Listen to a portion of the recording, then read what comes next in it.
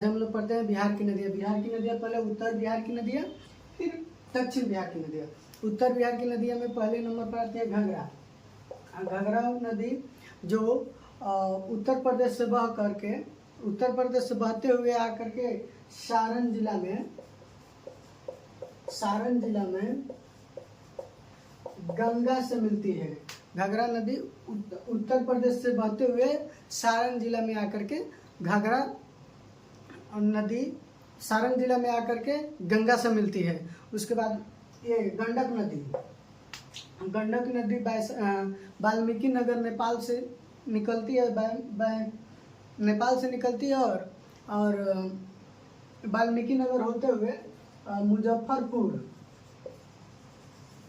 वैशाली होते हुए बहते हुए आकर के वैशाली सोनपुर में यह गंगा नदी से मिलती है। सोनपुर में यह गंगा नदी से मिलती है। कौन? गंडक नदी। बूढ़ी गंडक नदी सोमेश्वर की पहाड़ी से बहकर आती है। बूढ़ी गंडक नदी सोमेश्वर की पहाड़ी से बहकर आती है और समस्तीपुर और खगड़िया में आकर के गंगा नदी से मिल जाती है। बागमती नदी नेपाल से बहते हुए दरभंगा और समस्तीपुर में आकर के ये बागमती नदी दरभंगा और समस्तीपुर में बहती है।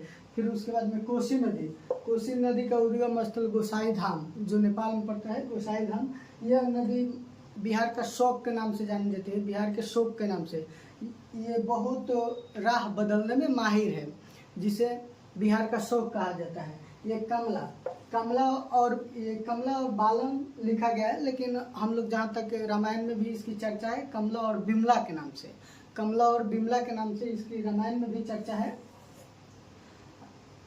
ठीक है, क्योंकि यहाँ पर इसी नदी के तट पर आकर के राम जी ने विश्राम कुछ दिन किए थे और ये कमला बिमला नदी जो रामायण काल से भी प्रचलित है। और ये नदी मधुबनी और दरभंगा के क्षेत्रों में बहती है। ठीक है, उसके बाद महानदी बिहार के सबसे पूर्वी तट पर बहने वाली नदी है। बिहार की सबसे पूर्वी तटों पर बहने वाली नदी महानदी है, जो किशनगंज और पूर्णिया के क्षेत्रों में बहती है। चलिए अब हम लोग जानते हैं दक्षिण बिहार की नदी। दक्षिण बिहार की नदियों में सबसे प्रमुख नदी कौन सी है? सोन नदी, जो अमरकंटक की पहाड़ी मध्य प्रदेश से होकर के आती है। कहाँ? बिहार में। अब बिहार में पटना के आसपास, मतलब बिहार में दानापुर में ये मिलती है। सोन नदी, ये नदी सबसे प्रमुख नदियाँ हैं और यह बिहार की सबसे लंबी नदी मानी जाती है। दक्षिण बिहार की सबसे लंबी नदी सोन नदी। और उसके बाद में पुनपुन नदी पलामू डिस्ट्रिक्ट झारखंड से आती है और यह झारखंड से एकमात्र नदी जो है कि आती है बिहार में। पलामू डिस्ट्रिक्ट झारखंड से बहते हुए ये आती है कहाँ? बिहार में।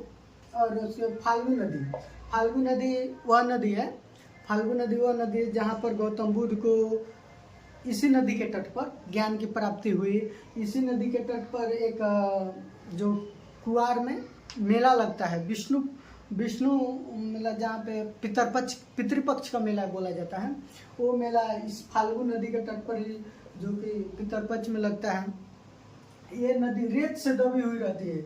देखने पर इसमें पानी नहीं दिखाई देगा, लेकिन रेत हटाने पर ये रेत के नीचे से बहने वाली नदियाँ है फाल्गु नदी। क्यूल नदी जमुई और लखीसराय से बहती है। क्यूल नदी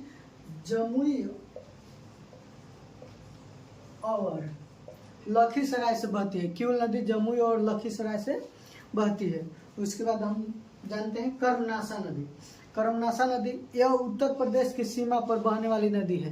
कर्मनाशा नदी यह उत्तर प्रदेश के सीमा पर बहने वाली नदी है।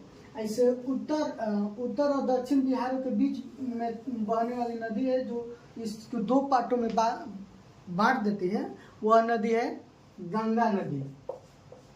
गंगा नदी नदी ने ही उत्तर बिहार और दक्षिण बिहार के बीचों बीच प्रवेश करती है और इधर सारण जिला से एंट्री करके, बक्सर से एंट्री करके और कटिहार में निकल जाती है। और उसी समय ये दो भागों में बांट देती है, एक उत्तर बिहार एक दक्षिण बिहार में, दो भागों में बांट